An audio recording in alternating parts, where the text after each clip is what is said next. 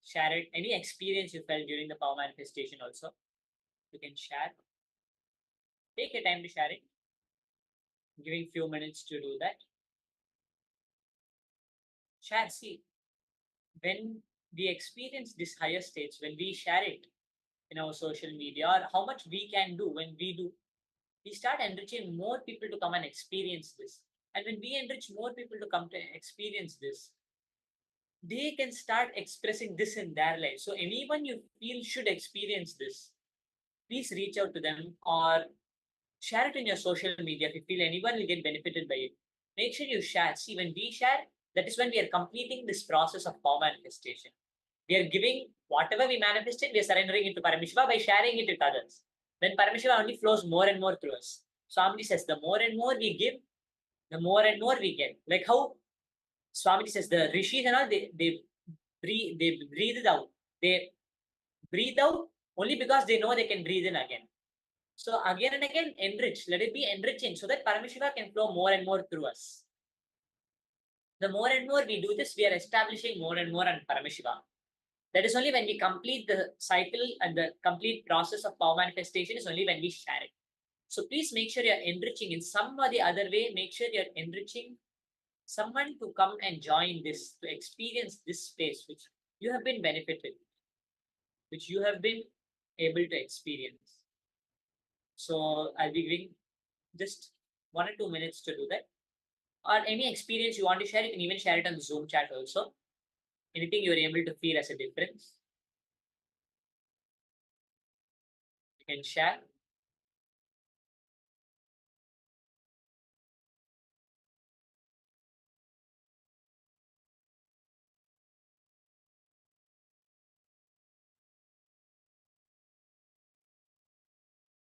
Whatever you are able to see which Swamiji manifested through you, you can just share it.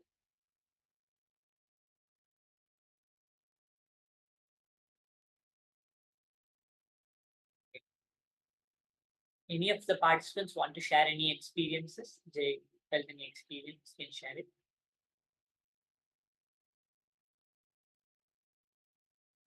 So you'll be ending soon now.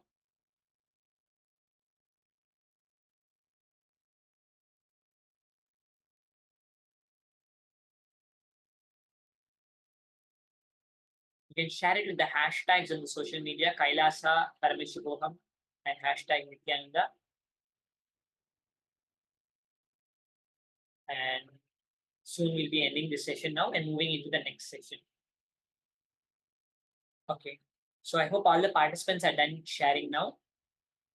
And we'll now be actually moving on to the next session. All the things which we learned now, make sure you're using these cognitions, implementing these cognitions in your life. The more and more use these powers even in your day-to-day life, the more and more you start to do that, you can start seeing how your life starts to upgrade. The more and more you start to do that, the more and more you're increasing the quality of your existence. So start to use that and start to more and more cognize yourself as consciousness. The more and more when we do this, we are establishing ourselves more and more on Swamiji and continuously enriching everyone to come and join this program. With that, now we'll be ending this session with the Purna Mantra. I hope all the participants enjoyed the session. Please stay back now for the next session conducted by the next Acharya after we end with the Purna Mantra. Om Purnamadah Purnamidam Purnat Purnamudachyate Purnasya Purnamadaya Purnamevavashishyate. Om Shanti Shanti Shanti Harihi Om Tat Sat Sarvam Bhagavat Shri Nithyananda Paramashiva Padukarpanamastu. Om Nithyanandam.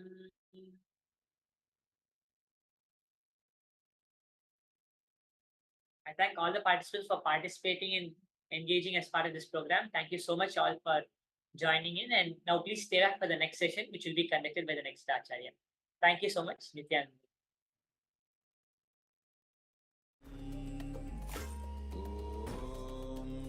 Nithyananda Paramashivoham. Om Nithyananda Paramashivoham.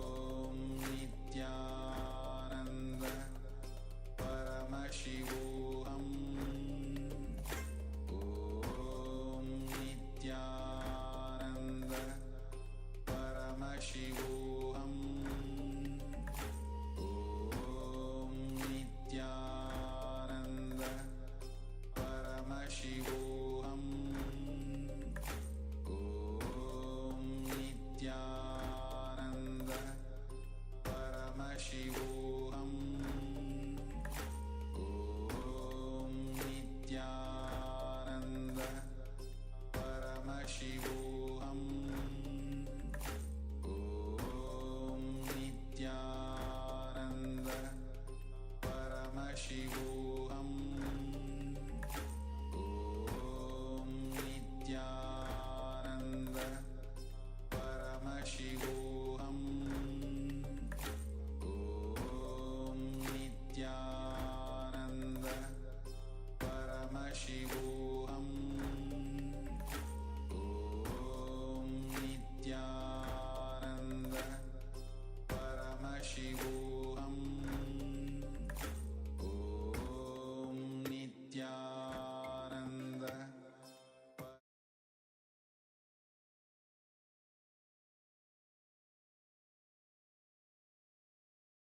नित्यानन्दं परमसुगदं केवलं ज्ञानमूर्तिं द्वन्द्वातीतं गहनसदृशं तत्त्वमस्याधिलक्ष्यम् एकं नित्यं विमलमचलं सर्वदी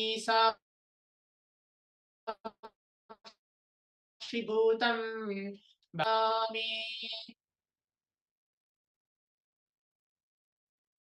Nithyananda, I welcome all the Paramashivoham Level-2 participants for today's exciting day on today's day 16. Hope all the participants here enjoyed the entire process, the Ashtanga process which we had, which is an introduction to the Patanjali Yoga Sutras. And we covered the first topic of the Patanjali Yoga Sutras, which is the asana. We learned asana is sthitam, sukham, asanam. And we learned how to form our teamity for the day between the people with whom we live. And we had the power manifestation, manifesting the power of healing. Now, let's all move on to the next part of the whole sequence, is learning about what is pranayama. What does Swamiji defines as pranayama? Are all the participants are with me till now? All the participants were there in the Zoom as well and watching us live across various social media platforms. So what is exactly pranayama? Pranayama is a term that refers to a breathing process. The air you breathe is just a vehicle in which the prana, the life energy, comes in and goes out of your body. When you inhale, the air comes in carrying prana. And when you exhale, the empty air goes out.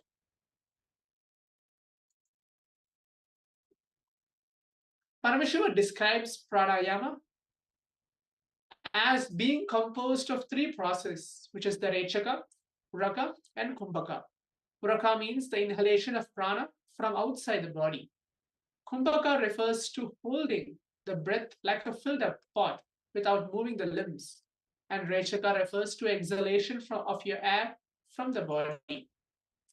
Pranayama is where yoga reveals itself as much more than a mere physical practice. No other discipline has understood and presented the means to regulate and expand one's own life energy like yoga. The practice of pranayama leads to a purification of the energy body and its channels, called as nadis. In the Yoga Tattva Upanishad, it's revealed that we can have the ultimate experience of manifesting the powers of Paramashiva through this pranayama. Through the proper asanas, the physical well-being is achieved. Muscles are toned. The nervous system is strengthened. The vital organs are regulated and brought into a state of health. Thus, the body becomes ready for pranayama.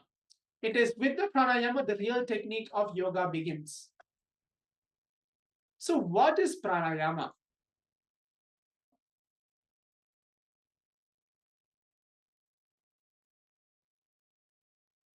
You understand as breathing is a movement with thoughts also being awakened.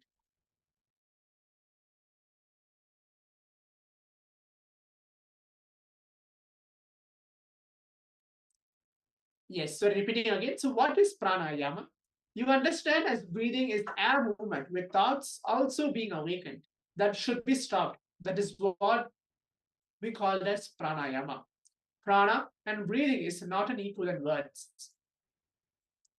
We have an Akashic revelations where cessation of breathing is what is called pranayama. Cessation of air movement with thoughts is what called pranayama. Only air movements, no thought, is what we call as pranayama. If there is more thought, less life energy will go inside. If there is less thought, more life energy will go out inside. If the lorry itself is too heavy and only less products can come inside, then what is the use? Lorries should be less weight and more products should come through the lorry. This is just an example. Almost all of us are doing the same thing too. Much of the air is going inside, but no prana is going inside. No life energy is coming inside. So understand, only life energy should come inside, no air. This is the ideal situation. So how do we experience pranayama? We are supposed to be having no thought, but only breathing. So we are supposed to now learn the science of breathing without thinking. All of us have that very particular question. So now, without further ado, let's move on to listen to a short clip by the Supreme Pontiff of Hinduism defining what is pranayama and how that can affect our life and how we can change based on what Swamiji is trying to reveal to each one of us.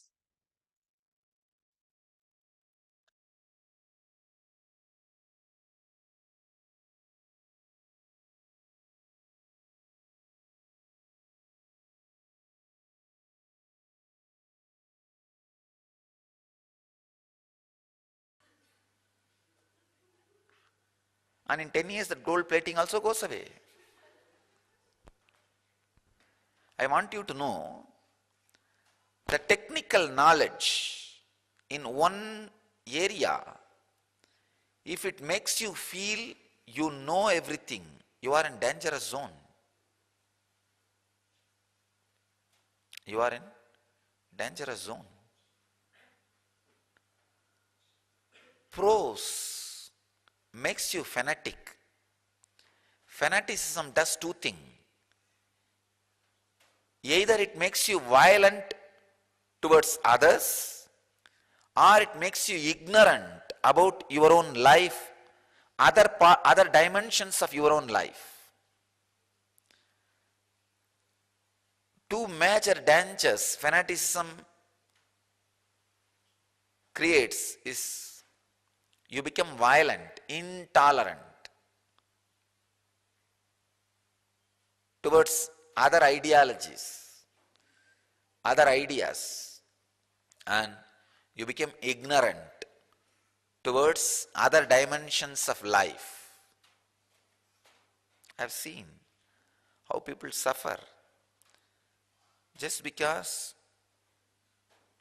you learned how to be a police. Don't think you know life. Just because you learned how to be a doctor, don't think you know life. Just because you learned how to be a lawyer, don't think you learned life. It doesn't work. It doesn't work everywhere. But the danger of technical knowledge makes you fanatic and ignorant.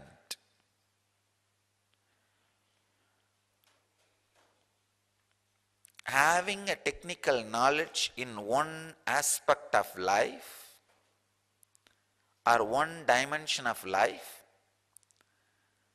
and due to the fanaticism and ignorance, not looking at the other aspects of life is what I call atheism. Atheism is not something to do with accepting the existence of God or not. Atheism is not looking at the all dimensions of life as it exists, being fanatic about the technical knowledge which you got, and fanatically ignorant, deciding to be ignorant, deciding to be consciously ignorant of other dimensions and aspects of life, just because of the arrogance and ego fulfillment which comes by the technical knowledge of one dimension of life.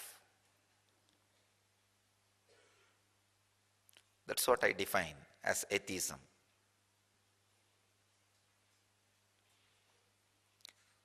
Why do Vedic masters teach theology in poetry? If you remain as poet, you have not become violent, you have not become fanatic. The prose has not made you fanatic. Prose has not made you violent.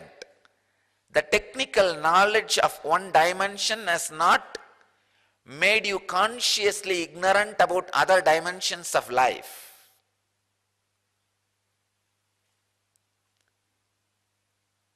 You can see Shankara, when he writes Brahmasutra Bhashya, commentary on the aphorisms on existence,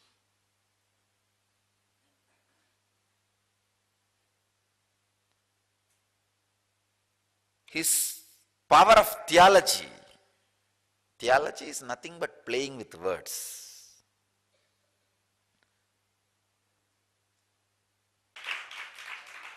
See, the unfortunate thing is the prose makes you fanatic, does not let you look at all other dimension, aspects of truth.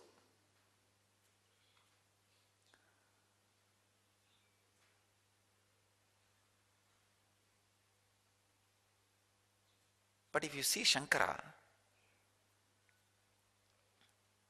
greatest theologian,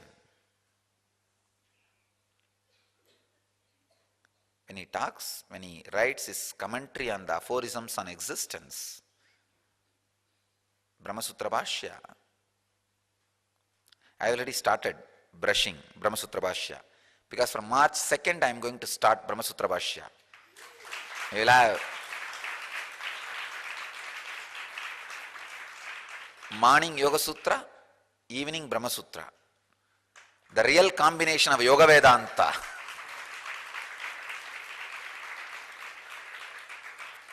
After I complete the Patanjali Yoga Sutra, every day morning I will start on Hatha Yoga Sutras.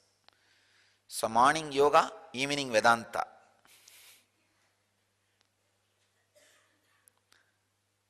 What a extraordinary brain. Even the subtlest concepts, how he is able to make people understand and how he is able to differentiate between one word and the other word.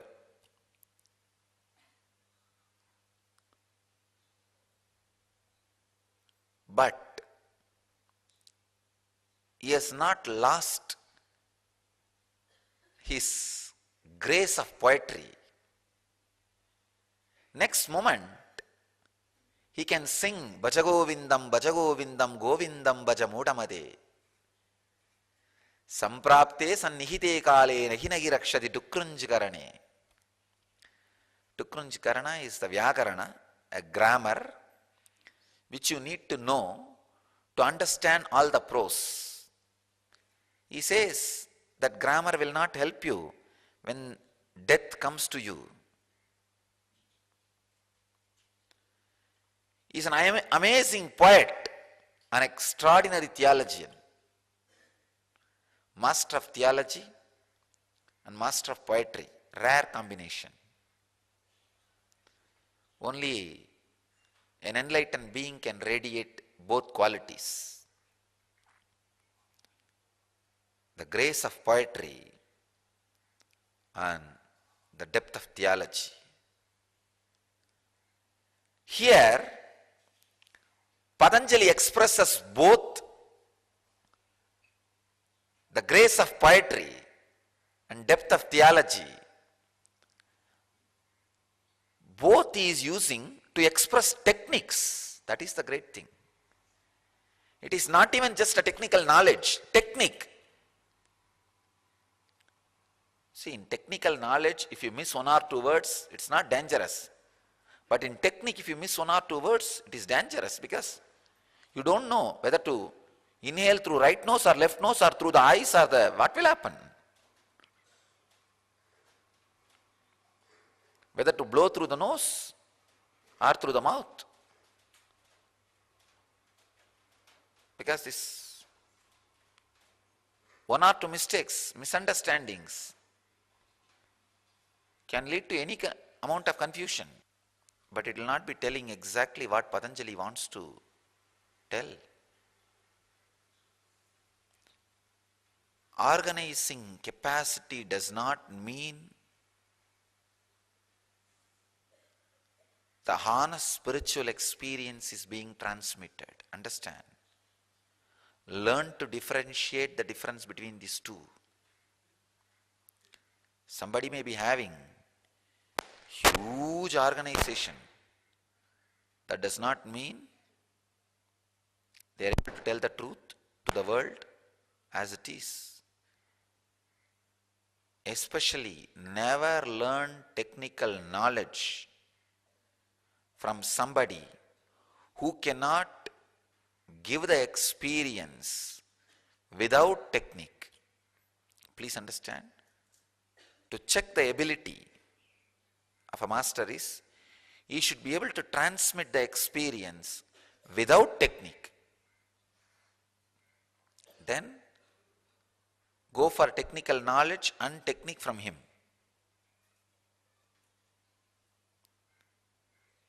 At least to few people, he should be able to transmit experience without any technique. Then he has a capacity to give you the technical knowledge and technique. Otherwise, it's most dangerous. Receiving technical knowledge or technique from a person who has not completely experienced all the dimensions. Bahya abhyantara stamba vriddhihi desha kala sankhyapihi paridrishta dirgha sukshmaha.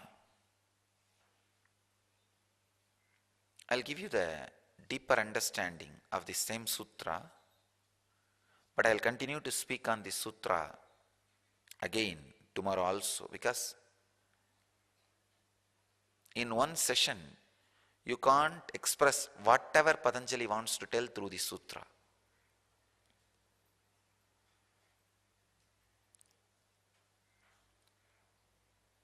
When you look at this sutra from different dimension, different angle, different meanings and different technical knowledge, techniques will be revealed.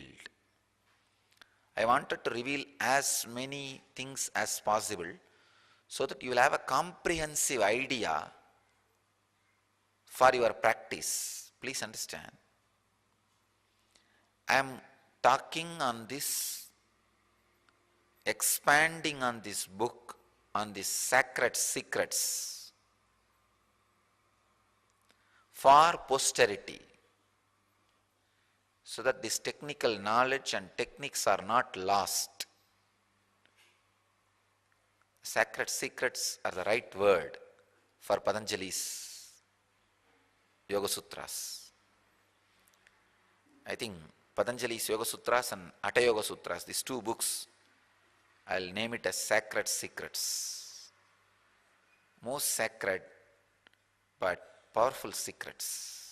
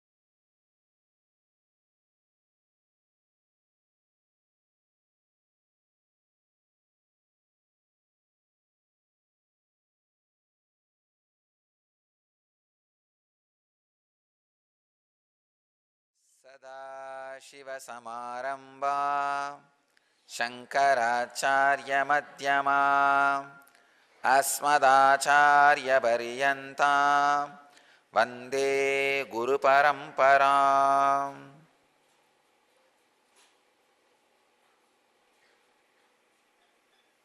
I welcome you all with my love and respects.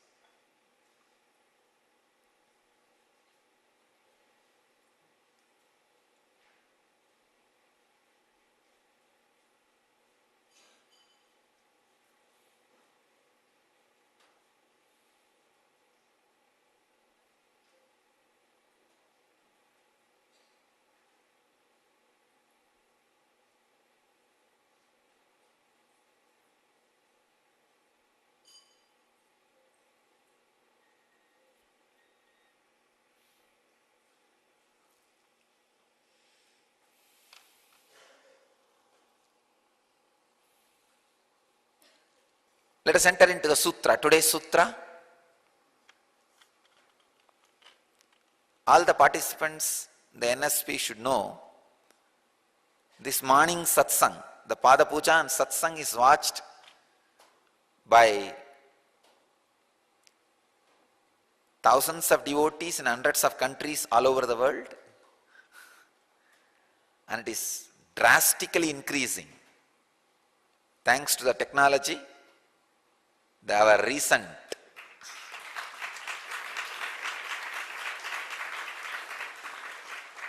video conferencing equipment has made the NTV's clarity more strong, and I am seriously considering to have a full-fledged studio and satellite channel.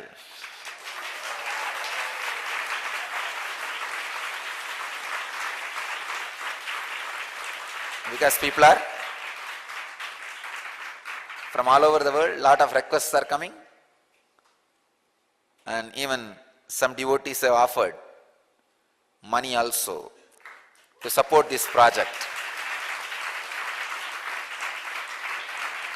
They are all requesting, Swamiji, let's have a satellite channel.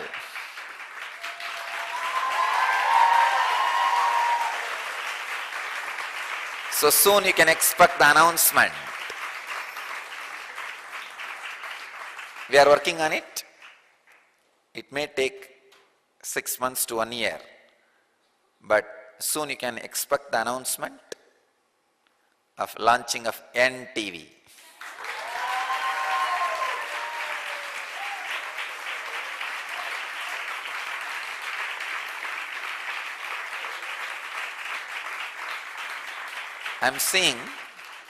I'm seeing all over the world that morning satsang with the master is becoming a culture. And I'm also planning to spend more time with the devotees and disciples by giving 2 satsangs. And not only that, it has a purpose. See, people gathering together and sitting live with me as a purpose. If only knowledge transfer is a purpose, then you don't need to sit live with me. Just I can put it in the YouTube, listen, you will have the knowledge whenever you want. So we may not need a satellite channel, but when you sit live with me, something more than knowledge transfer happens. The transmission is happening, which is doing so much good for individuals and to the world.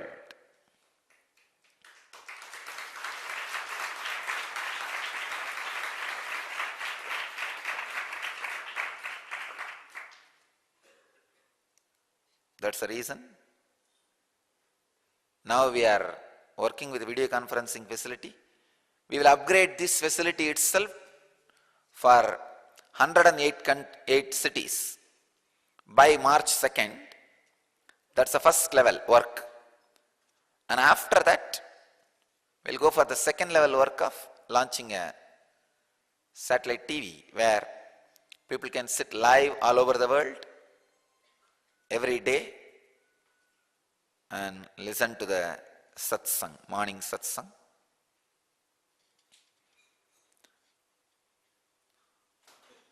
Today is 101st Sutra, Patanjali's Yoga Sutra.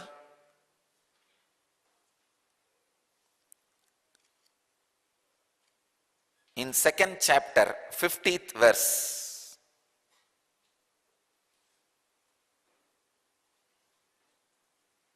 pranayama, stop your mind,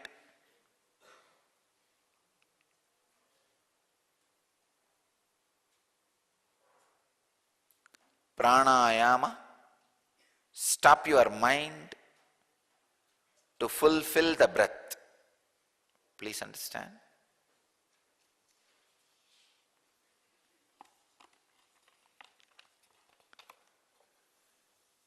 When you stop the mind, your breathing gets fulfilled.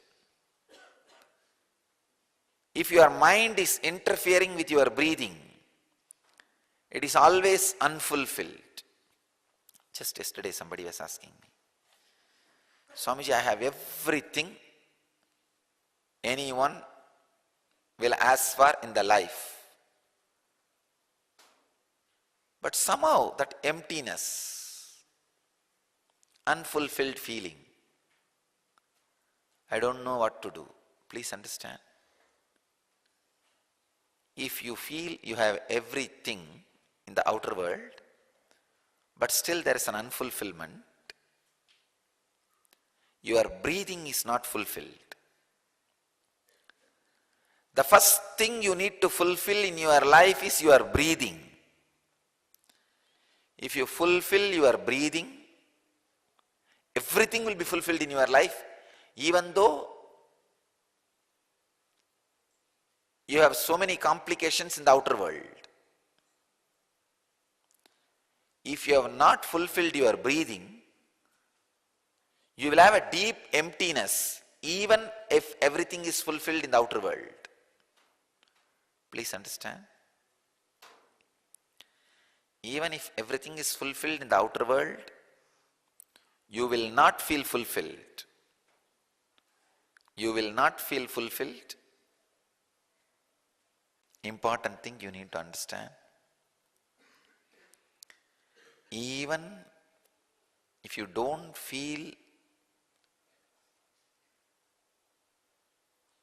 things are right in the outer world, you can experience fulfillment. And one important secret is always outer world follows the inner world. If you think the inner world follows the outer world, you are wrong. Ramakrishna says very beautifully, whatever you make in the inner world only happens in the outer world.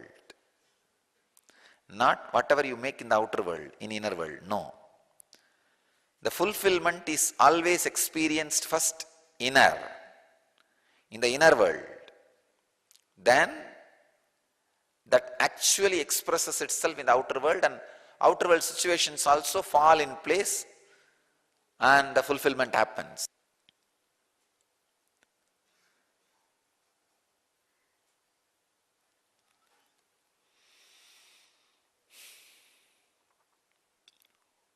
But unfortunately, ignorant mind starts thinking, if you create fulfillment in the outer world, then it will happen in the inner world. No, it is not. It is not the truth, and it does not happen in that way. Fulfill breathing first. How to fulfill breathing? Let's enter into the sutra and understand what Patanjali has to offer to all of us, the technology of fulfilling the breathing. I tell you, just fulfilling the breathing, your whole inner space can be transformed to fulfillment maybe within 10 to 20 seconds. I can say instant cure for depression, instant cure for any mental disorders. Any mental disorders at any level.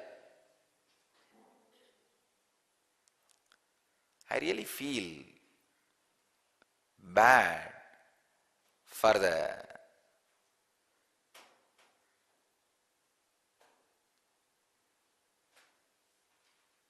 Western society which is caught with these psychiatric medicines, depression medications. To come out of depression or the psychological sufferings, medicines are the last help. It is so unfortunate. They are stuck with medicines because they do not know anything else. I can tell you, these Patanjali's techniques can be an instant cure. Understand? Permanent cure for all kinds of mental disorders at any level. Please understand. When I am uttering all these words, I am talking very responsibly. I know I am addressing some of the major serious issues and problems modern day humanity is facing.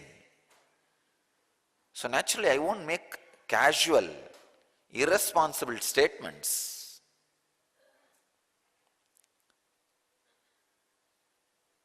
I am not a marketing agent for some pharmacy company to make any statement, any advertisement and sell the product. No.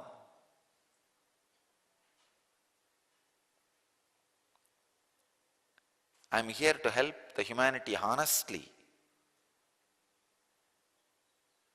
with all my integrity and honesty. I tell you, these Patanjali's techniques can get any human being out of any mental disorders at any level, at any age, belong to any race, gender, color, country. Whatever words I uttered from the strength of Patanjali's teachings. Now one word I am adding with my own strength, instantly. That word I am adding from my strength. Any human being, any mental disorder can be cured at any level, at any age. This statement I am making with Patanjali's strength. I am adding one word instantly from my own strength. I know how to make these techniques work instantly for the modern day human beings. From that strength I am adding the word instantly. Let me enter into the sutras. Bahyab yantara stamba vrittir desha kala sankhyabi paridrishta dirgha sukshmaha.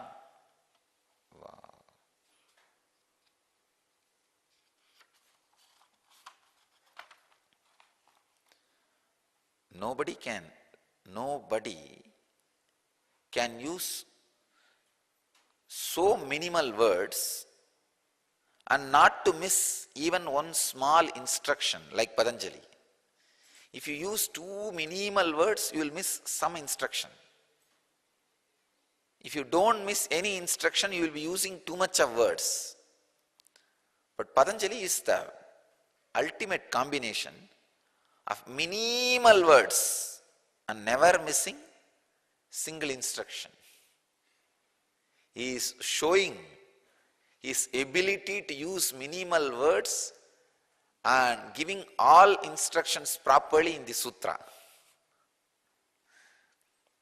Swami Vivekananda translates the sutra as, its modifications are threefold, namely external, internal and motionless.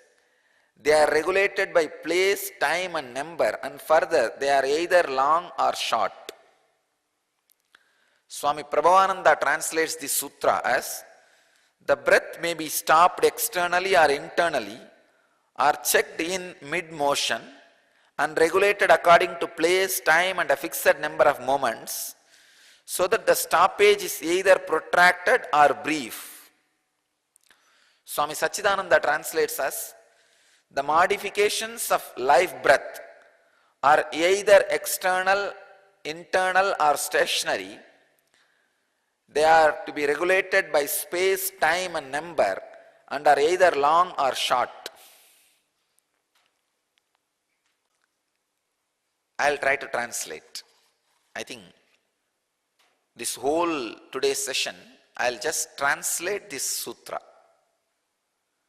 Because just the translation, you can make at least 100 technique from this translation. 100 pranayama techniques. Still I am not able to get the right word for the pranayama, English word. The close word can be life breath. I'll use the word life breath roughly to translate pranayama.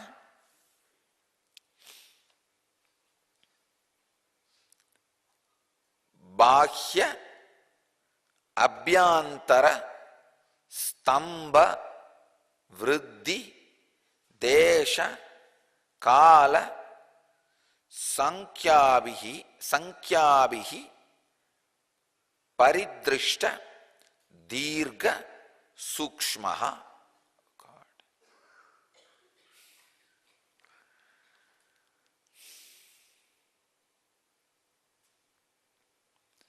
Maybe I'll take 3 days to explain this sutra. Don't bother if you don't understand completely, because you may have to see all 3 sessions together. Only then you will understand.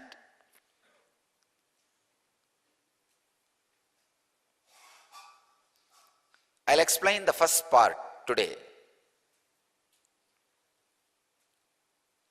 Bahya abhyantara stamba vrittihi.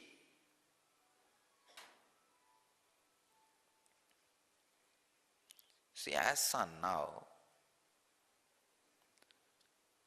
how you breathe should be understood by you. Your body is like a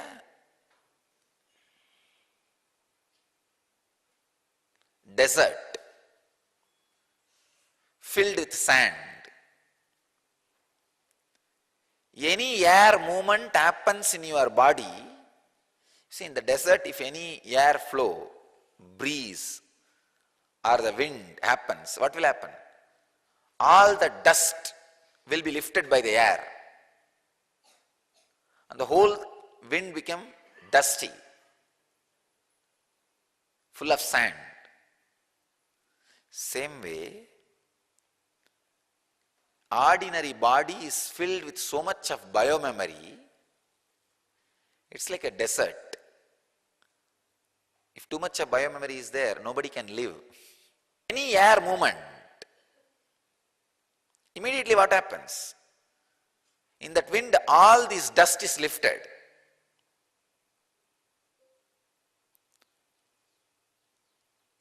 So the breathing,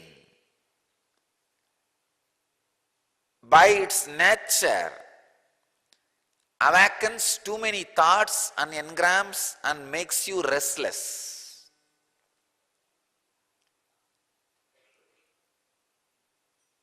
Unfulfilled.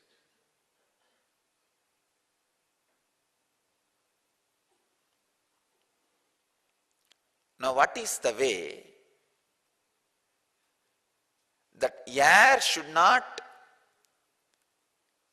awaken the dust and get contaminated. Either all the sand should become a stone, or it should become ocean. That's the only way. Either all your bio-memories should become stone, means dead, once for all. It cannot be awakened by the breeze at all. See, on the huge rocks, if the air flows, what will happen? Neither the sand will be raised, nor the air will be impure. The air will be pure.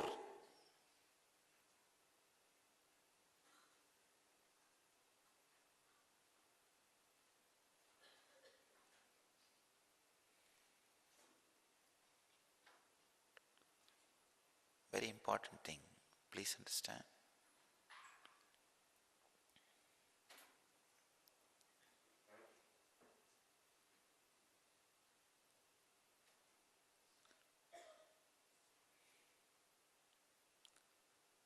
The sand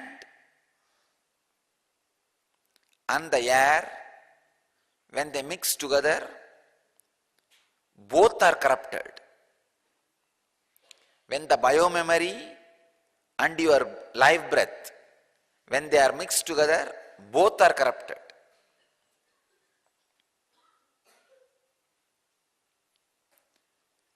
If breathing happens without provoking thoughts in your inner space, you are enlightened. That is what I call pranayamaha. Breathing happening without provoking thoughts.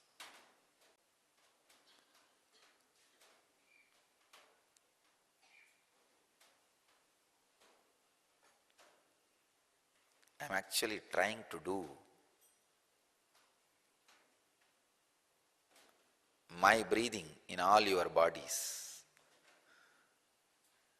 Because now I am breathing without having any thought. No thoughts are provoked in me, but I am breathing.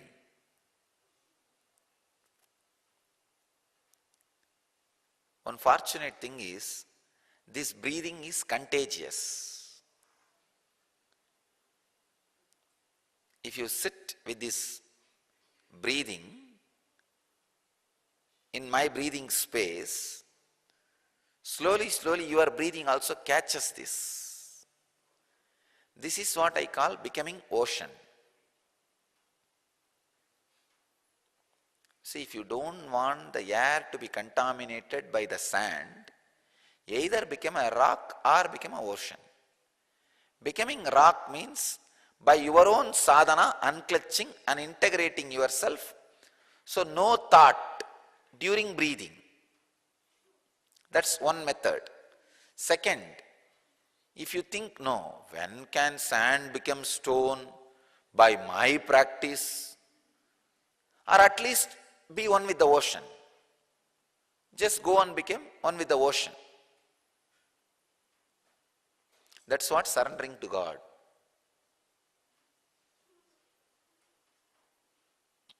So naturally, if you become ocean, the air will not have sand. It will not lift sand, it will not get contaminated. There is a third thing.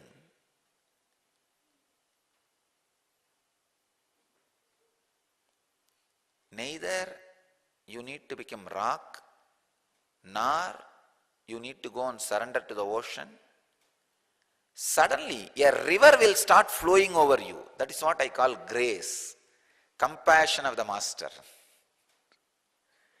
When the river starts flowing over you,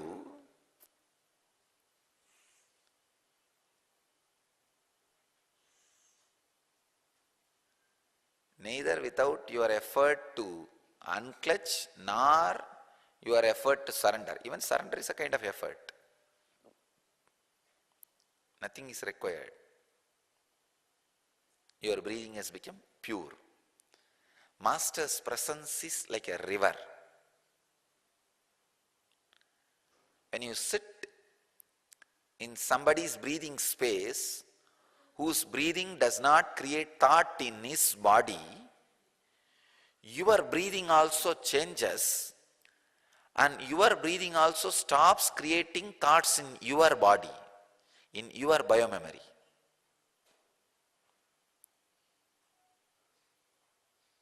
I can see very clearly this prana is going through my nostril, and it is going, taking a turn near my ajna, and whatever portion came in, it is just absorbed and goes all over the body as samana, and whatever amount of air is required to go out so that the pumping can happen, for that reason certain amount of air is sent out.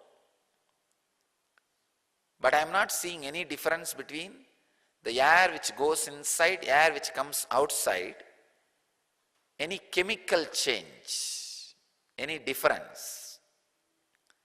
Usually the science says the air which goes inside has more oxygen, air which comes out has more carbon dioxide, the oxygen is absorbed inside.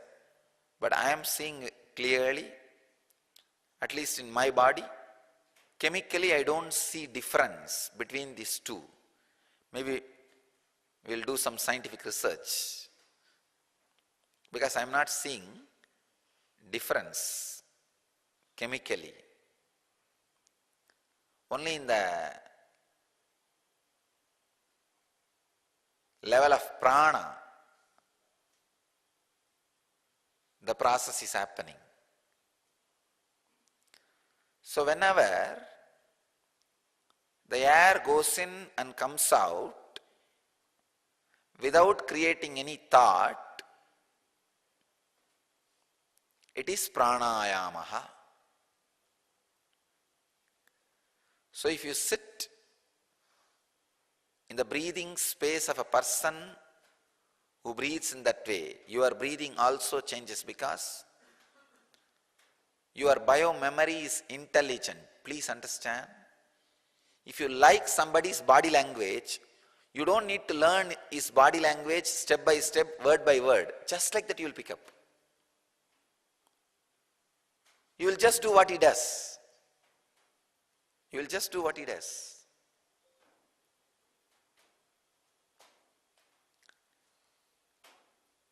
Please understand.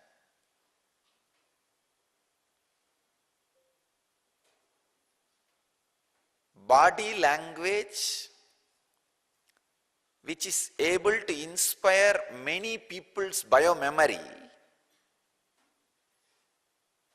automatically to follow its expression is what I call charisma. Charisma has nothing to do with being beautiful or handsome or any measurement. See, some of these celebrities, they don't have what you call as being handsome or beautiful and all that. But their body language has something simply which makes people follow. That is what is charisma. But understand, if you follow somebody's body language who is not complete in himself, you are entering into a most dangerous zone. Do not follow somebody's body language who is not complete.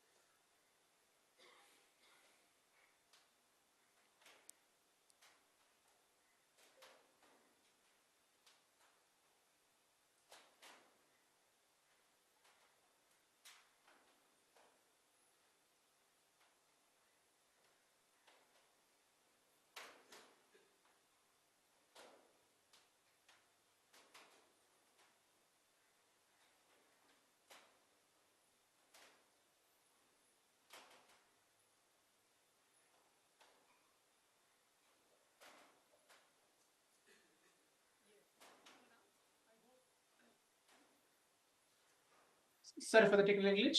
I have all the participants have heard the direct revelation from the Supreme Pontiff of Hinduism about what is pranayama and how to bring that very step of the different steps of pranayama within your own inner space, and how Swamiji is very beautifully telling the difference between asana and pranayama, and very clearly. Now, let's all prepare ourselves. We're going to move on to the next But for the sake of phase of the future whole and process, posterity, which is we're going to do an internalization I exercise, will kind of a meditation talk about where the all of us sutra are going to also, sit and perform. Hope all the explain participants are ready. also. It's a pranayama exercise and meditation technique, which we're going to do now. I'll give you a straight instruction. Yes, Swamiji is telling the essence of the How whole to breathe session. without creating a thought. Cessation of breathing is what I call it as pranayama. Sit in a very Cessation of comfortable air movement with posture. thoughts is what The I call first thing. pranayama.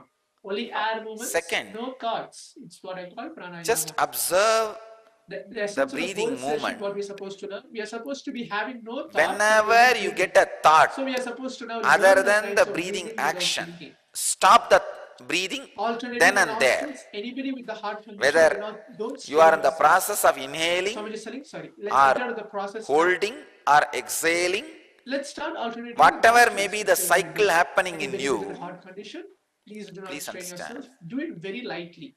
The moment After every few minutes, we will you give see a few thought minutes to is sit and settle happening, down, and then again repeat the other exercise than the process. breathing process, see a The whole thought like, steps of oh, the I am process, inhaling, it's I am a duration holding, of next couple of I am minutes we should be able to exhaling. do. That is allowed. Just stand up.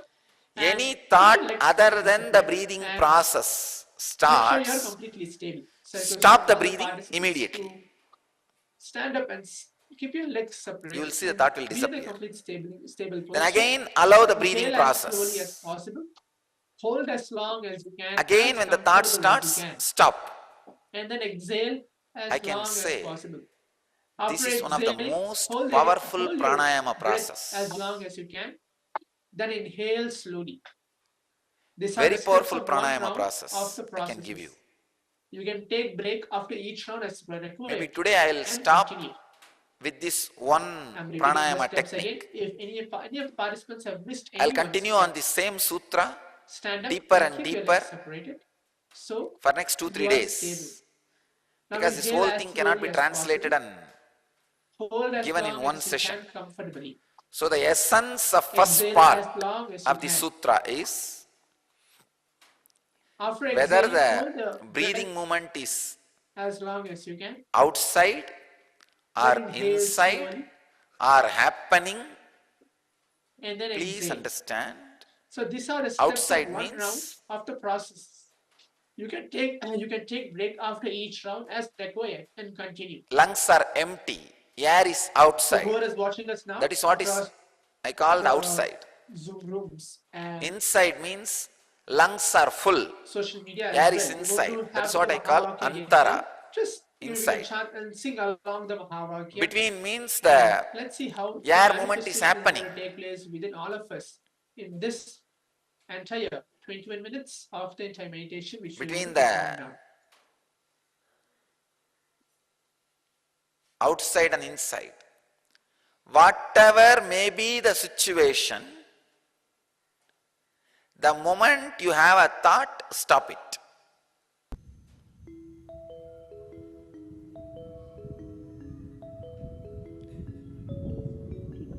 This can be a very powerful, instant technique for pranayama.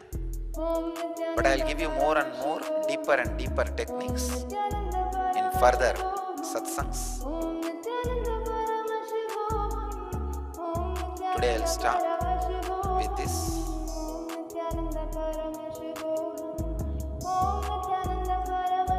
Maybe you can all just sit for a few minutes.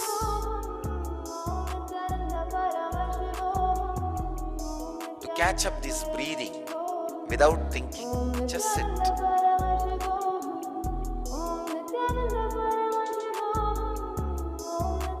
Sit in Padmasana or Vajrasana and Samana Mudra.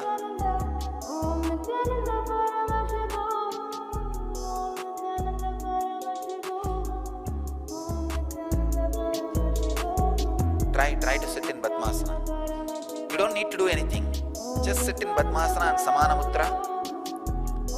You don't even need to close your eyes. Like an infection, now you will catch this breathing without thinking.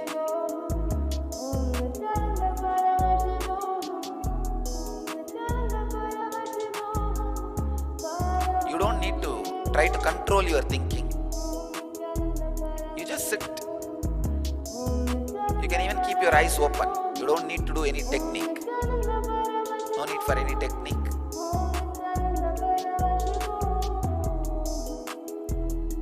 I'm just going to chant the bija of prana. Prana bija is yam. Yam is the bija of the pranic energy, the air energy, Vayudeva.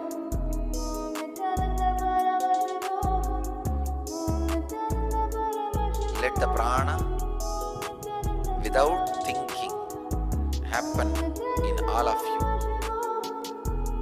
Let the breathing without thinking happen in all of you. Remember only the breathing action happening in you. Inhaling is happening. Exhaling is happening. Holding is happening. Just breathing action.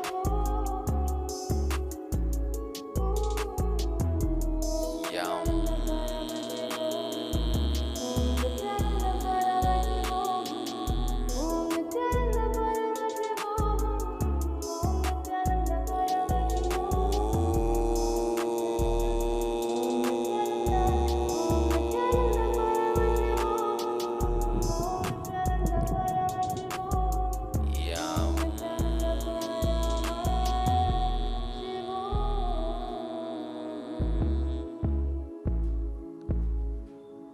Thoughts are dust.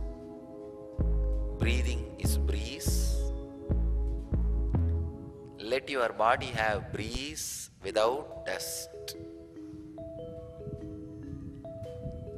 Let it have breeze without dust.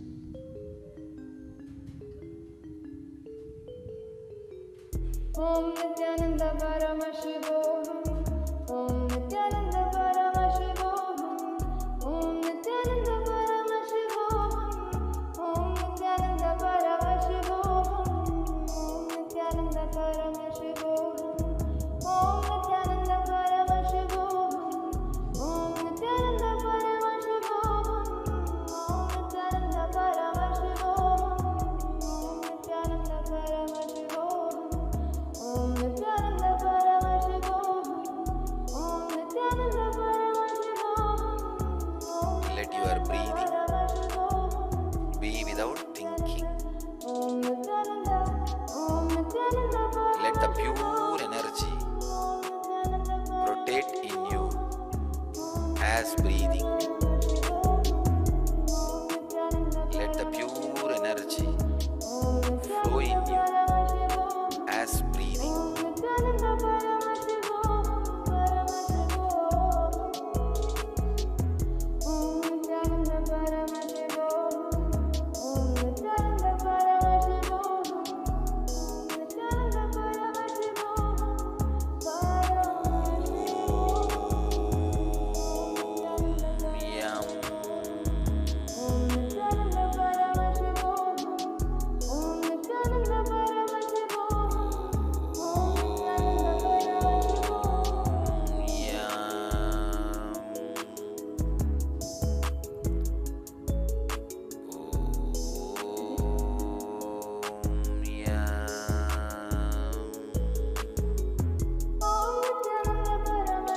Let the pure breathing happen in your nadis.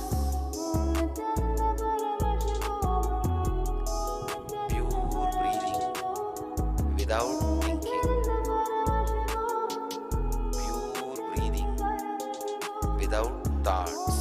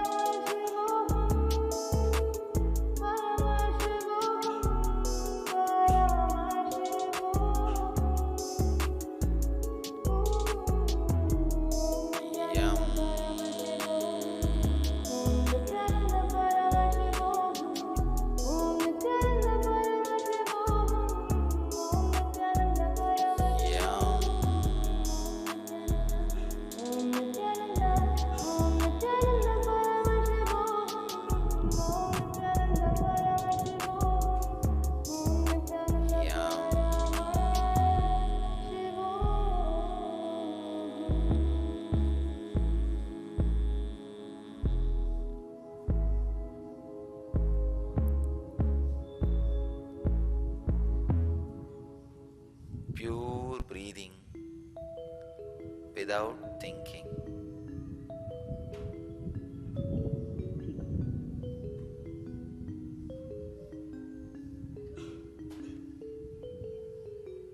Om Nithyananda Paramashivoham.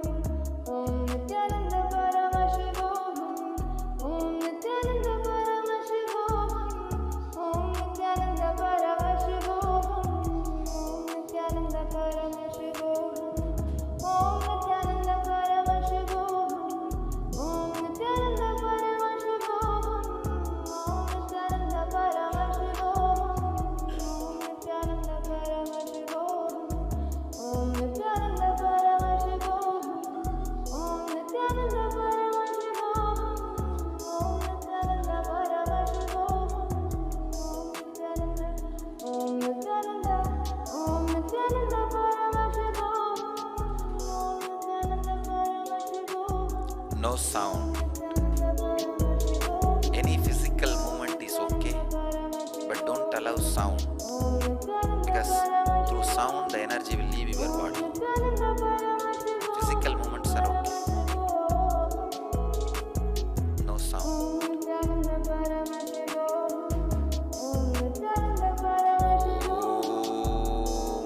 Yam. Om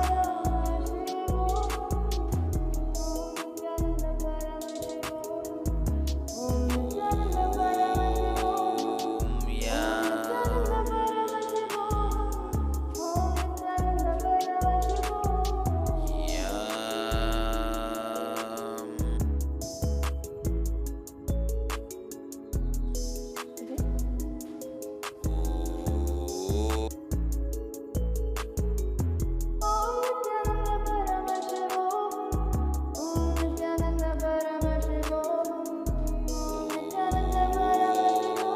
Yam.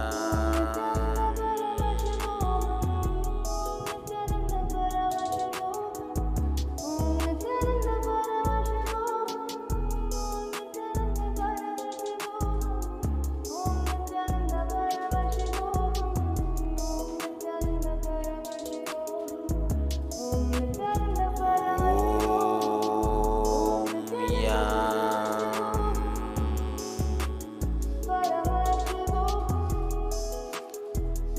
Pure breathing without thoughts.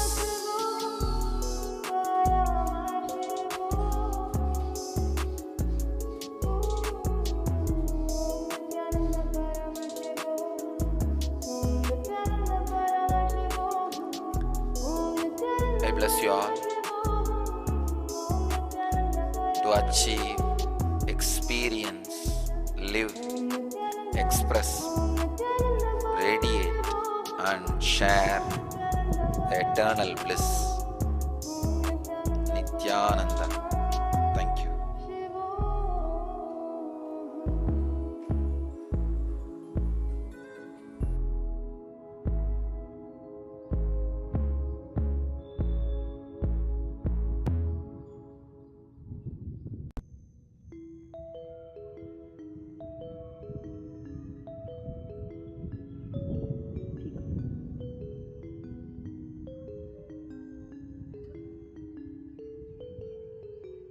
Om Nithyananda Paramashivoham. Om Nithyananda Paramashivoham. Om Nithyananda Paramashivoham. Om Nithyananda Paramashivoham. Om Nithyananda Paramashivoham. Om Nithyananda Paramashivoham. Om Nithyananda Paramashivoham. Om Nithyananda Paramashivoham. Om Nithyananda Paramashivoham. Om Nithyananda Paramashivoham.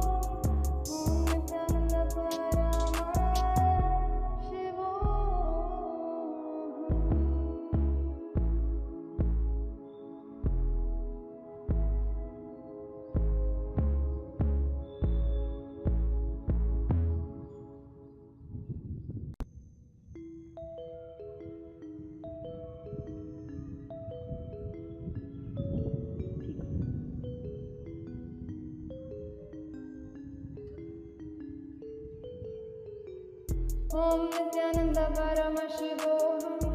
Om Nithyananda Paramashivoham. Om Nithyananda Paramashivoham. Om Nithyananda Paramashivoham. Om Nithyananda Paramashivoham. Om Nithyananda Paramashivoham. Om Nithyananda Paramashivoham. Om Nithyananda Paramashivoham. Om Nithyananda Paramashivoham. Om Nithyananda Paramashivoham. Om Nithyananda Paramashivoham. Om Nithyananda Paramashivoham. Om Nithyananda Om Nithyananda Paramashivoham. Om Nithyananda Paramashivoham. Om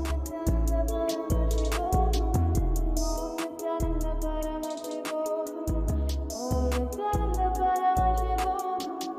Om Nithyananda Paramashivoham.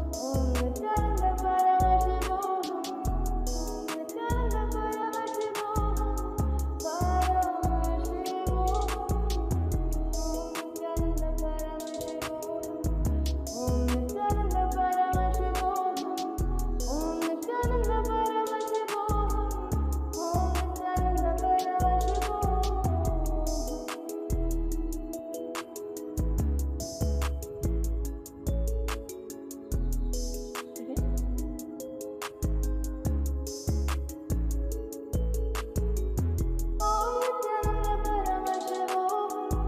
Om Nithyananda Paramashivoham. Om Nithyananda Paramashivoham. Om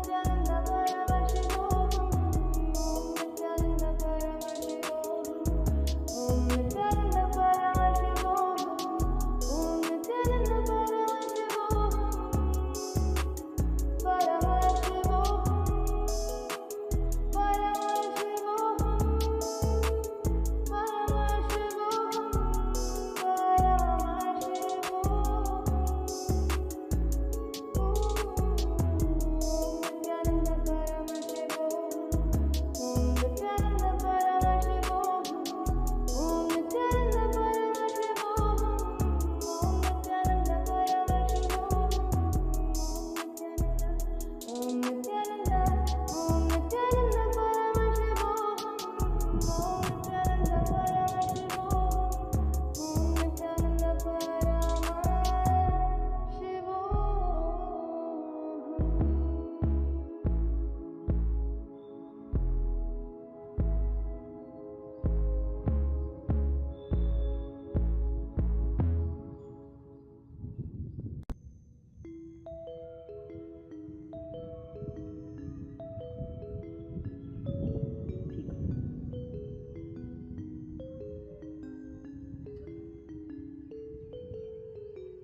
Om Nithyananda Paramashivoham.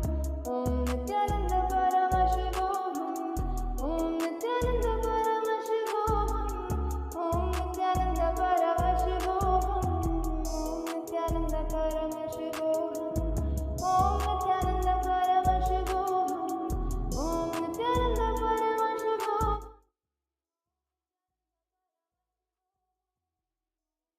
Yes, so now let's all move on to the next step. Hope all the participants have finished the internalization process. You can relax, requesting all the participants to relax as now we prepare ourselves. We're going to move on to the next step of the session, which is the power manifestation session today. So what are we going to do in today's round of the power manifestation? Hope all the participants have actually manifested as well. In the first two rounds, we were manifesting the power of body scanning and healing both together.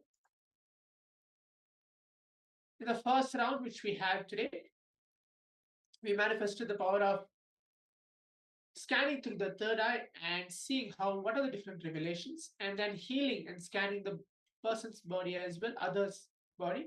And now let's move on to the next is scanning your own living space. Okay, let's prepare ourselves. Hope all the participants have done the 21 minutes of this meditation technique, the internalization exercise of the pranayama. You're going to now move on to the next step of scanning your own living space and see how most of us, we know that maybe we have the concept of scanning the vastu, the way how we arranged our house, the way how we placed items in and around our house.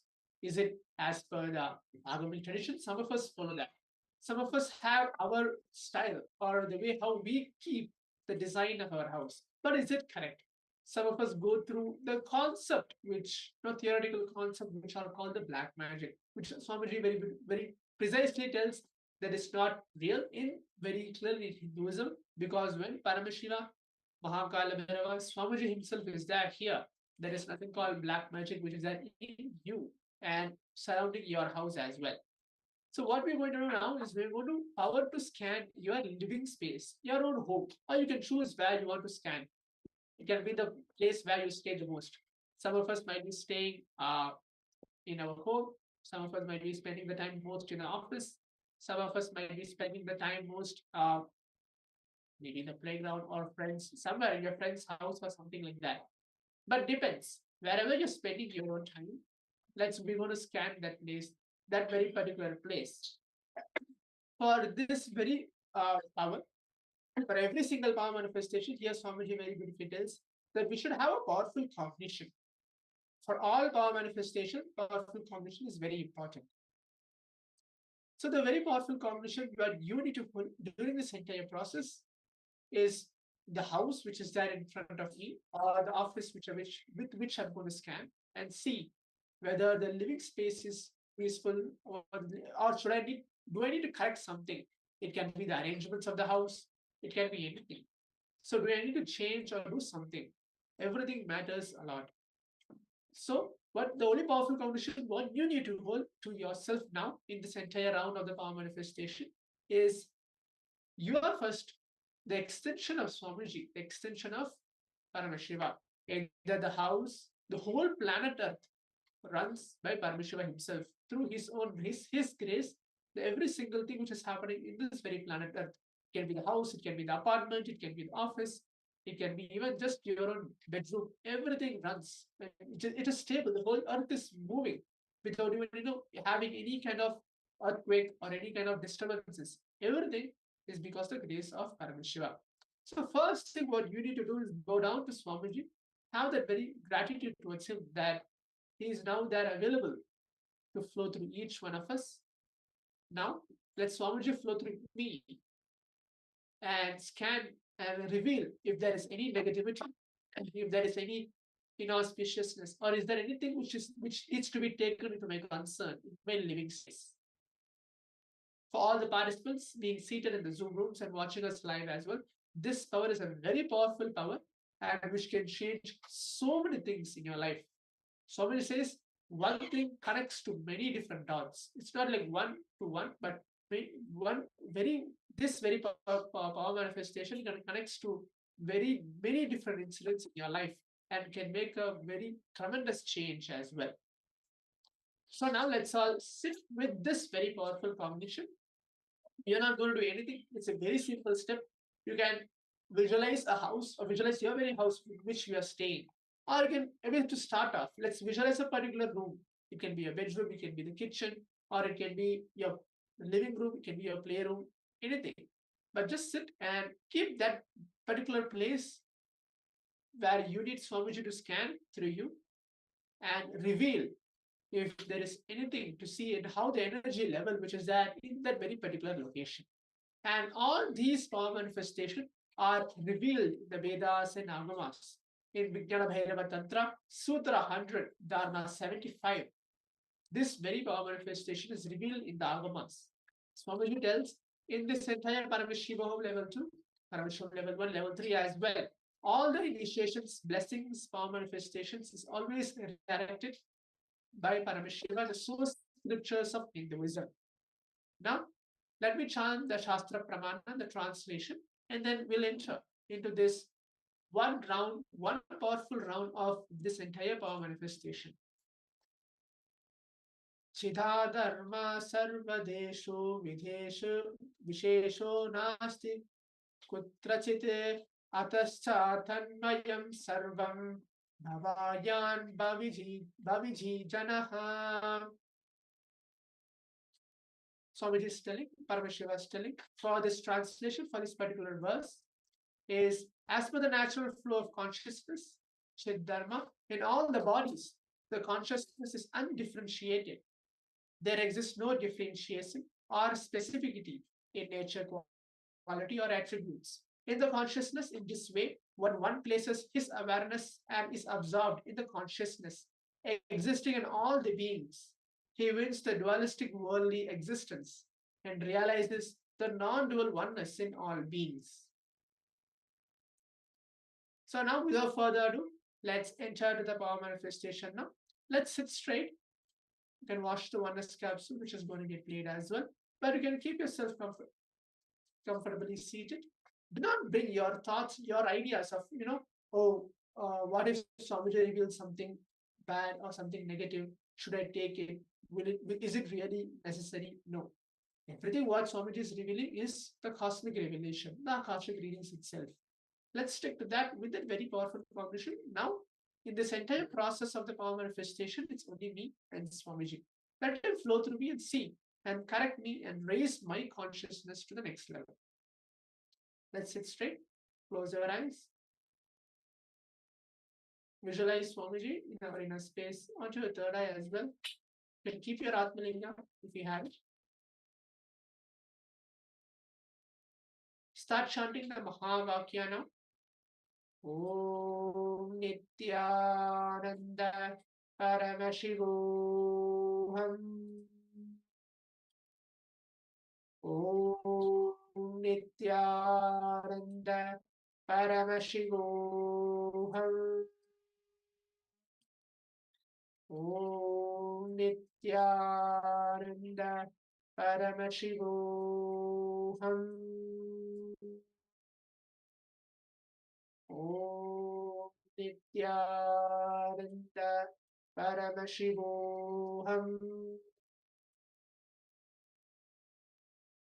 Keep chanting the Mahavakya and allow Swamiji to flow through us now. And let's begin this round of the power manifestation.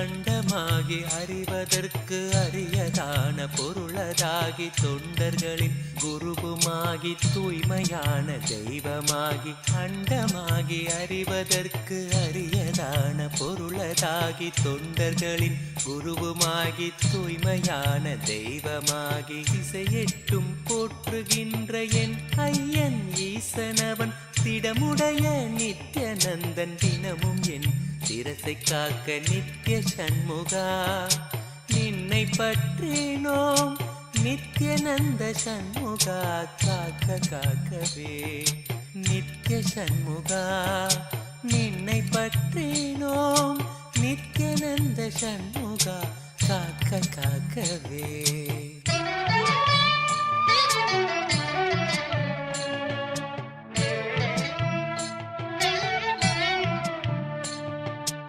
Adhisivan மைந்தனவன் ஆனந்தமாய் நெற்றி காக்க, ஆறுமுக வேலவனோ இருநுதலை இசைந்து காக்க. ஆதிசிவன் மைந்தனவன் ஆனந்தமாய் நெற்றி காக்க, ஆறுமுக வேலவனோ இருநுதலை இசைந்து காக்க. ஜோதியான தணிகை ஈசன் நித்யநந்தன் விழியை காக்க, நாதனாம் நித்யநந்தன் நயமுடன் நாசி காக்க. நித்ய சண்முகா நின்னை பற்றினோம், நித்யநந்த சண்முகா காக்க காக்கவே. நித்ய சண்முகா நின்னை பற்றினோம், நித்யானந்த சண்முகா காக்க காக்கவே.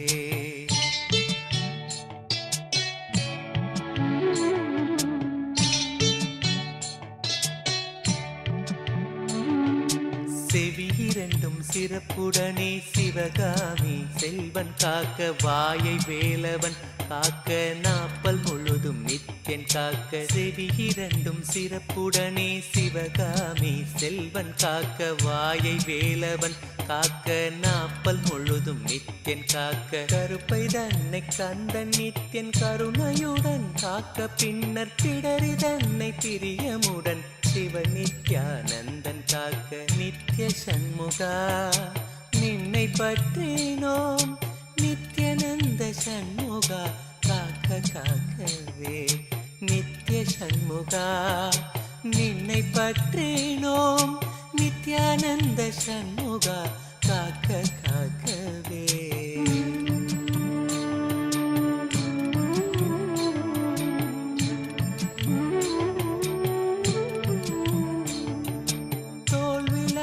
திருமகனின் மருமகனோ மகிழ்ந்து காக்க, மார்பினை மறுத்திடாமல் மருதமலை நாதன் காக்க. முழங்கைதனை முன்னிருந்து நித்ய சண்முகன் காக்க, முழங்கைதனை முன்னிருந்து நித்ய சண்முகன் காக்க. 12 கையை கொண்டு பிணியெல்லாம் நித்யன் தீர்க்க. நித்ய சண்முகா நின்னை பற்றினோம், நித்யநந்த சண்முகா காக்க காக்கவே. நித்ய சண்முகா நின்னை பற்றினோம், நித்யநந்த சண்முகா காக்க காக்கவே. நித்யநந்த சண்முகா காக்க காக்கவே.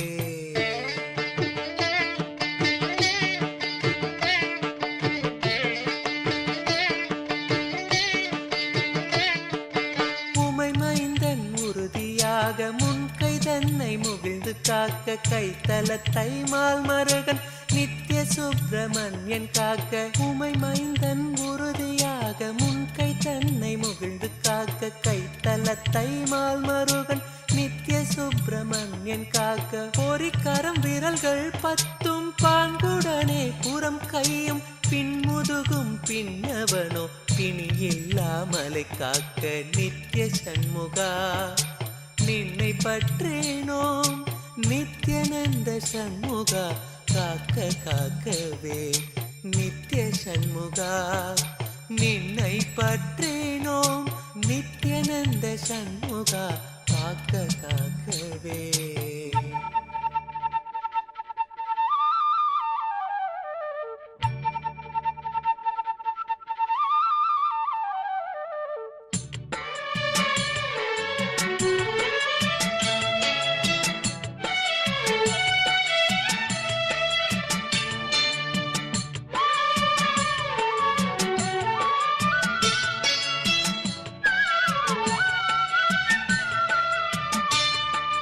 தேவி மைந்தன் தாளினையும் திருமுழங்காலும் காக்க, தொடையோடு கணைக்கால் தனை கைலை செல்வன் கணிந்து காக்க. தேவி மைந்தன் தாளினையும் திருமுழங்காலும் காக்க, தொடையோடு கணைக்கால் தனை கைலை செல்வன் கணிந்து காக்க. நேருடை பாடிரெண்டும் நித்யநந்த ஈசன் காக்க, சீரிய புதிக்கால் தன்னை குரு நித்யானந்தன் காக்க. நித்ய சண்முகா நின்னை பற்றினோம் நித்யானந்த சண்முகா காக்க காக்கவே நித்ய சண்முகா நின்னை பற்றினோம் நித்யானந்த சண்முகா காக்க காக்கவே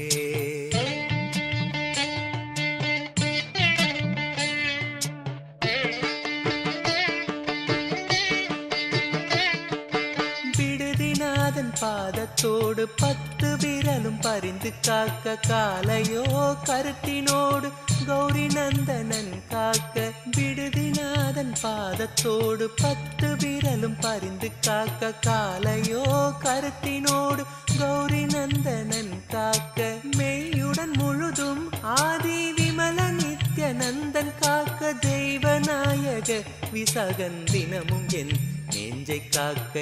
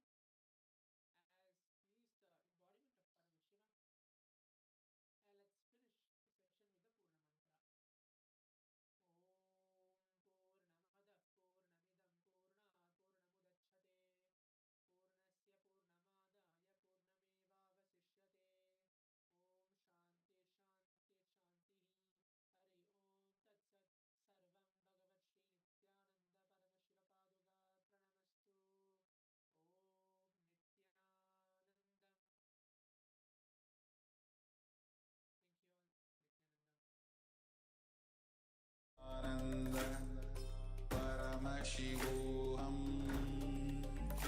Om Nithyananda Paramashivoham Om Nithyananda Paramashivoham Om Nithyananda Paramashivoham